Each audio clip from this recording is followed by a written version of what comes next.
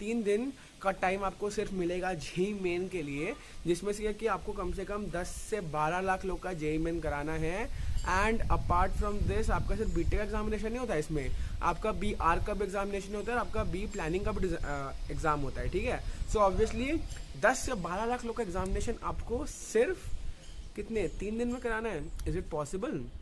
And mind you, Times of India ने ही publish किया था कुछ दिनों पहले कि admission to IITs and NITs should not be on the basis of JEE Main and JEE advance score, ताकि हम इस पैंडेमिक सिचुएशन को अवॉइड कर सके। And instead it should be on the basis of the boards marks that will be getting in some time.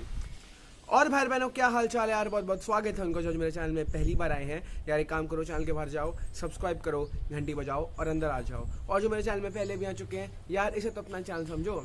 तो आज हम सिर्फ और सिर्फ बात करने वाले हैं जो टाइम्स ऑफ इंडिया का जो आर्टिकल पब्लिश हुआ है आपका 11:56 को। टाइम अभी हो रहा है 12:22 जब मैं इस वीडियो को शूट कर रहा हूँ। तो सिर्फ 26 मिनट्स के इंटरवल मैंने ये आर्टिकल पढ़ा। मेरे एक सब्सक्राइबर ने मुझे कमेंट सेक्शन में भेजा था ये article.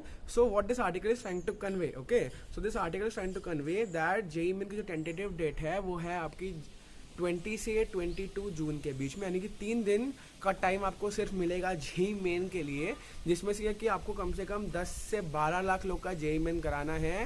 And apart from this आपका सिर्फ बीटेक का एग्जामिनेशन नहीं होता है, इसमें आपका बी आर का भी एग्जामिनेशन होता है और आपका बी प्लानिंग का भी एग्जाम होता है। ठीक है, सो ऑब्वियसली 10 से 12 लाख लोग का एग्जामिनेशन आपको सिर्फ कितने 3 दिन में कराना है। Is it possible?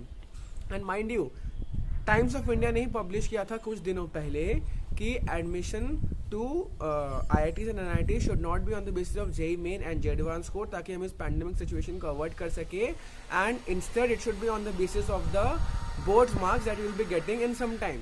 So I don't know कि टाइम्स ऑफ इंडिया अभी क्या प्रूव करना चाहता है, बट एक बात तो ये क्लियर हो गया कि अब ये लोग एक ट्रस्टेड अथॉरिटी से बात करके एक डेट निकाला 20 से 22 जून। बी वेरी श्योर कि आपका एग्जाम अब तक तो नहीं हो रहा है। मैंने जो प्रेडिक्शन की थी कि वो 30 जून तक नहीं होगा, owing to the fact that वहाँ पे यूपी में आपका कर्फ्यू लग गया 30 जून तक। देखो, द ओनली पॉसिबल सोल्यूशन कि आपका वो 30 जून के पहले होता अगर हम आपको उसको 15 से 30 दिन के शिफ्ट में कराते हैं। और 15 से 30 दिन के शिफ्ट में हम अगर उसको तब कराते जब हमारा 15 जून से लेके 15 जुलाई तक वो चलता है। और पॉसिबिलिटी था कि यूपी जैसे स्टेट्स में जहाँ पे आपका कर्फ्यू लग गया है या फिर लगने वाला है, उसमें हम 1 से 15 जुलाई के बीच में सारे एग्जाम्स करवा लें। So that would have been one possible argument. But अब ये चीज़ मुझे कम्प्लीटली फेक क्यों लग रही है? क्योंकि टाइम्स ऑफ इंडिया कभी कुछ बोल रहा है, कभी कुछ बोल रहा है। ठीक है, I am still now sticking to the fact कि आपका जेईई मेन अभी भी जुलाई के पहले नहीं होगा। एंड क्योंकि आपका कर्फ्यू यूपी में है, so that is possibly the biggest reason that I am telling you. अब आपके ऊपर है, लेकिन आपको प्रिपरेशन कैसे करनी है। ठीक है, आपको क्या इंटीमेट डेट मान के करनी है। According to me I tell you, मान के चलो कि आपका ये फर्स्ट वीक ऑफ जून में हो रहा है, वैसे ही प्रिपरेशन करो ताकि आपके पास जितना बफर टाइम आप उसमें आराम से प्रिपरेशन कर सको।